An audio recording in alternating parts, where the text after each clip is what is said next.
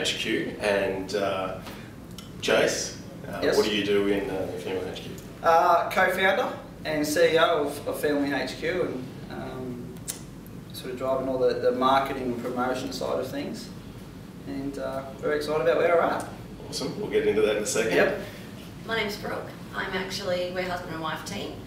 I actually look after the development, manage the development of the site and the design, and chairman of the board. Awesome. I'm Nigel from Microsoft, so I've been working with Brooke and Jase for the last little while, just sort of helping get them connected to Microsoft around the Azure cloud.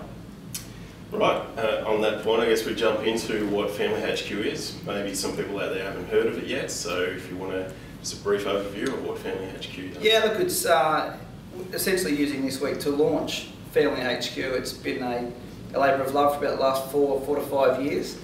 So it's we're excited. So Family HQ, it can be simple and complex to try and put across what it is. Essentially, it's a private social network that allows users and groups to communicate and compartmentalise their sort of networks within their life and try and communicate. We're trying to encourage open communication in a private and secure manner. So.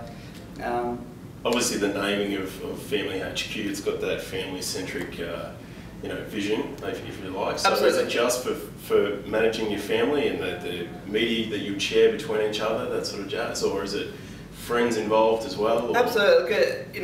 Brooke can talk about what a family is. A family is so many different things. Standard family, if you like. Oh, yeah. A sporting group will consider themselves a family. There's many sort of community groups, but you're right, as in family is the key demographic that we're looking after, and that's how it started. And Brooke, you can go on about how we started Family HQ. That might give you an idea of Absolutely. the direction. That'd be interesting. Okay, yeah. So basically, the reason that that it's ended up here today, we actually started out just building a website for our own families.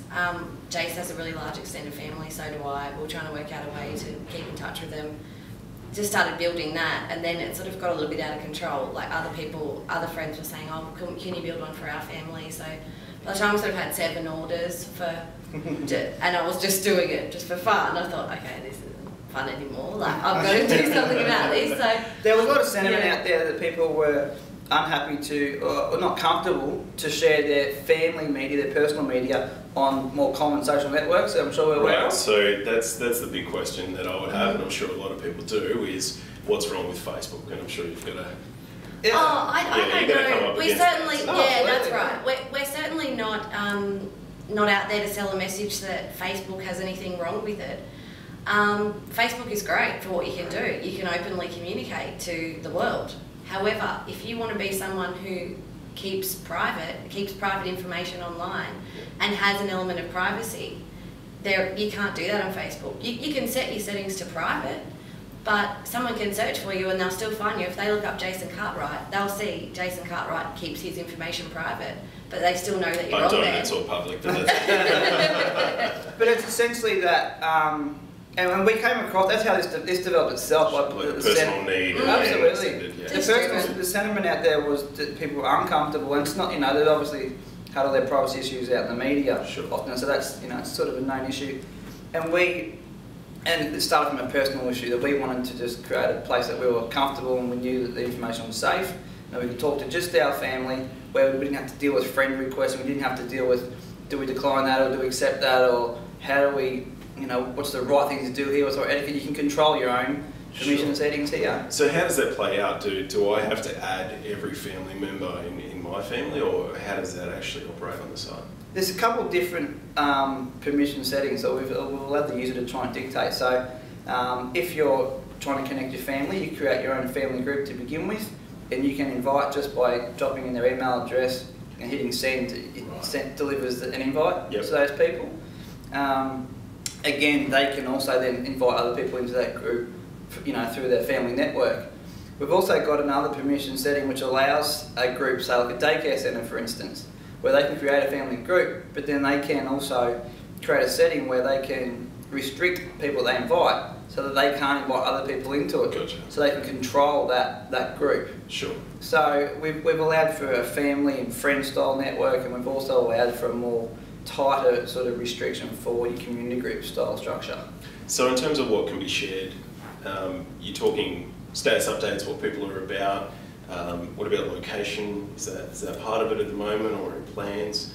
Photos, videos, like what are we talking that people are going to share? Yeah, obviously your common, like I said, your sort of messaging, your status update style of what's going on now, your media via your photos and videos. And when you do that, you actually select which family groups you want to be able to view each album. Right. So you can change those settings just about a tick of a box. So very, very simple and quick and easy to use. We've even got things like sharing recipes. Nice. Which is very fun. Like unique feature that's not available elsewhere. Absolutely. Just the family-driven thing again, I guess. Sure. That's something that happens in the real world and just taking that online. Absolutely. But one of the key differentiators is that we also actually deliver news content. So you can actually go and get your news, sport, entertainment, lifestyle news in the one place. So whilst you're catching up with family and you're sort of seeing what's going on, you can also catch up with the news in the one place without having to leave the site and without sort of doing anything extra. So how is that done? Are you guys partnering with news providers and sucking that into the site? AAP. Yep. Okay. And if other news providers wanted to see their content show up on your site, how would that happen? At the moment, we're keeping it strict under in the wall of Family HQ. Okay. So we're trying to keep very tight to our ethos, which is providing that walled garden scenario. And if you're a Family HQ user and you're logging in, then the world opens up to you. Yep. But other news providers, yes, we will be accepting other news from other sources other than AAP. Gotcha. But only the members within the site can view the news. I guess let's bring Nigel in now and talk about your involvement in the project and what your part was. Sure. So the really interesting thing about Family HQ is the incredible potential for the site to scale. And effectively for a startup, investing for the potential scale of the site is really difficult because it's expensive to go out and buy machines and enter into complex contracts with hosted providers or third parties to provide that stuff. So one of the things that we had an early discussion with Family HQ around was what would this look like if we hosted it on Azure, because Azure gave Brooke and Jase the opportunity to start with a reasonably small number of Azure hosts, and then as the site grows, we can rapidly grow the number of hosts. And you guys have got aspirations about growing the Family HQ brand to other parts of the world as well. So we've got a global footprint in terms of the infrastructure as well. So it seemed like a very good fit. Absolutely, and that was our complex scenario that we came across when, like I just said, such an unknown. We have no idea. The unknown of users. How It's going to be 100,000 or a million. That's right. Yeah, Sure. And I like the numbers. That's a good. How quickly we'll need the site to be dialed up to. Yeah. And the way that Azure is structured, with the creating new instances and rolling out, the scalability is terrific. So, when we get media bursts or if we can structure it with advertising platforms that we deliver, then we work with Microsoft about how do we manage the sort of traffic bandwidth and load that we'll be expecting. Right. And so Azure, the platform that we've gone with Nigel's expertise has delivered that for us. So what's the business model here? Because it's free to sign up, free to use. How are you guys making money? Advertising is a key element to it. We're going a different path down the advertising way, rather than just sell banner advertising and just sort of be another number in that manner. Sure. We're delivering an exclusive style of a partner style advertising program. So an advertiser, such as, for instance, a major grocer, for instance, might become one of our partners, and we'll have banner advertising, but we'll integrate more of their videos, features, applications, etc. into the site as we go. So it's a more partner model. So advertising is a key element. Affiliate sales, some of the roadmap includes travel booking system within the site itself. Okay, yeah, because travel being a common family activity, that makes sense. Yeah, so we'll have features that will allow sort of families or groups to be able to save up for a trip, for instance. So interesting. So we're looking to provide services that help the family and then provide that service in the site itself as well. Right. So the affiliate style process will be a revenue generator, and then some online sales stuff. So we'll have some online stores and so on as well.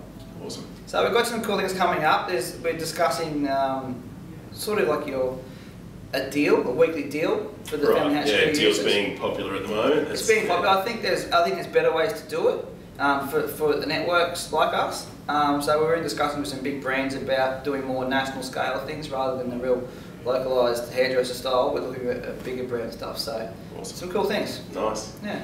And so you guys are launching this week? Yeah, essentially, we picked a date, I think, of September the 1st. So fantastic. It's exciting. We've even had a few registrations last night from South Africa and Singapore, and as well as Australia. So we're not really sure how that happened. But we didn't do anything yet. So anyway, probably Twitter. Yeah. But have you guys had a beta program that people have been participating in? Yeah, we've had 100. We've had 100 test subjects in there for the last 3 months. It is now. Sure. Yeah. And just been getting them to basically go Flesh as out hard as they can. Stress test it as much as possible so we can see if we broke it anywhere. Awesome. Which we didn't. And obviously Azure's holding up fine and it's not an issue. It's been terrific. Wonderful. Yeah. We couldn't be happier with the way everything's going, and it makes our business possible to be able to, because otherwise we couldn't possibly start out how we are now, and obviously we want to grow this site. Sure. But we were so restricted by, we need the funds to have this huge thing of databases just in case this site really takes off. So we're fully self-funded. So we've sold houses and sold, we've gone from putting everything into it. Very committed into it. Yeah, very committed, and we haven't taken on investment at this stage because we wanted to self-fund to this point. Yep. And like I said, thanks to things like Microsoft and our development team have been great, and the relationship between the development team and Microsoft's terrific, and now we're here. One of the issues I'm hearing out there is that Azure doesn't still have Australian servers yet, and so I'm just wondering how you guys are thinking about or tackling that issue of having sensitive, protected data. That's a core principle of what you're trying to deliver, that family, and it is protected and safe, yet it's actually being hosted overseas, and I think that could be a concern for some people. Just wondering if you have a response to that. We'll probably let Nigel handle that, considering he's a representative. I'll start and I'll hand over to you, Jase. So I think one of the key things about Azure is that the data centers in which the Azure services are hosted are secured in an industrial strength way by people who all they do is manage the security and the certification and compliance to various standards in the industry around the actual stack of technology. So the infrastructure, the operating system, the run times, all of the containers for the Family HQ application are secured in an industrial strength way, and then the rest of the process of protecting the privacy of the data comes down to the application code that's built on top of that, so that the Family HQ solution. So we've been working fairly closely with Family HQ, with the developers who are working on Family HQ, to make sure that we're adhering to best practices as much as possible around the storage of data. So we think that the infrastructure itself is totally secured in industrial strength, and the rest of it is the application itself. Gotcha. Clearly, there's no such thing as a completely secure system, so you can never be totally sure, but really it's about making sure you've got the right risk mitigation in place and you're following the best practices you can, and you're being careful about things. Plus the model for Family HQ is based on privacy, the privacy settings that it affords. There is no search feature on the website, which is actually a really big difference to any other social network. The whole point is to try and find who else is on there. Sure. And the point of this one is for no one to know that you're on there, well, unless you invite them. Members, aren't you? That's well, they're That's the whole invited. key. You'll only be connected with people that you know. Yeah. So, but just following on from what Nigel said, another thing to consider is that the Family HQ is a worldwide business. So we've already got some key relationships built in UK and Ireland, and we'll be rolling out those countries very soon. And again, the data points, the data centres, etc., are well positioned for those areas. So we're very comfortable with the best practice solution provided by Microsoft, and it's a fairly comfortable brand to work with. So, so no, we're comfortable with that sort of situation. Very good. Do you have any, I guess, hopes and ambitions of what will proceed over the next few days after launch now? We'd probably more just head down and bum up for a while, to be honest. I think it's, we just want to keep delivering a solution that people are comfortable to use and that they will use, because if we build them something that's irrelevant, then it's clear what will happen. So we'll just head down and bum up, and we're just targeting the right sort of networks of people that will use this. And we've already been doing that and some great feedback, so it's time to go back and talk to them and start building those networks. So you're keyed up for additional developments, iterations on the service? Oh, absolutely. Yeah, they're still, the guys are still in the workshop today building stuff, and we've got a significant roadmap, to be honest. Yep. And I think a business like this never stops. You're not going to get to, okay, we're finished here. No, it's never going to be finished. There's a lot going on today even, so. Some very cool things coming. No, small. Yeah.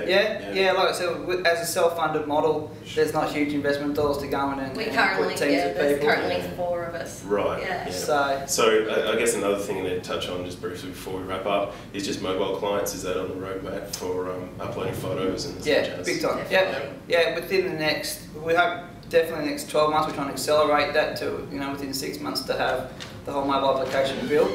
And we're looking for more than just what's there now, looking for something that's sort of future-proofed, what a mobile app will be. And we're excited about people being able to use it on their handsets and like integrate it within their life and how they use it every day. Very good. All right, let's give a plug to the site. How do people get there and access it? FamilyHQ.com. Go in and check it out. Like I said, it's for most people. Like, people will have a certain part of their private life that they want to keep that way, and FamilyHQ.com is your place. Thanks very much for your time. Great. Thanks, Jason. Appreciate it. Thank you. Thanks, guys. Cheers.